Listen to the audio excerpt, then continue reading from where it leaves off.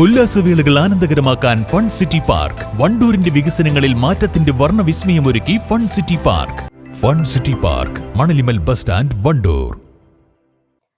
Kondotty Indian football താരം Anas Edathodika Muslim youth ലീഗിൽ ചേർന്നു. കൊണ്ടോട്ടി നിയോജകമണ്ഡലം യൂത്ത് ലീഗ് മെമ്പർഷിപ്പ് ക്യാമ്പയിനിലാണ് അനസ് അംഗത്വം സ്വീകരിച്ചത്.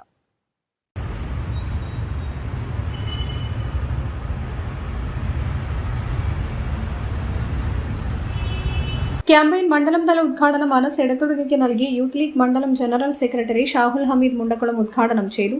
ഈ വർത്തമാന കാലഘട്ടത്തിൽ ഇന്നത്തെ യുവത കുറച്ചുപേർ വൈദഗ്ധ്യ സഞ്ചരിച്ചുകൊണ്ടിരിക്കുകയാണ്. MDMന്റെയും മറ്റ് ലഹരിയുടെയും അടിമകളായി ഇന്നത്തെ കുറച്ച് യുവാക്കൾ മാറുമ്പോൾ ആ യുവതയെ നേരിന്റെ പക്ഷത്തേക്ക് കൊണ്ടുവരിക എന്ന ഒരു മഹത്തായ ലക്ഷ്യമാണ് യൂത്ത് ലീഗ് ഏറ്റെടുത്തിരിക്കുന്നത്.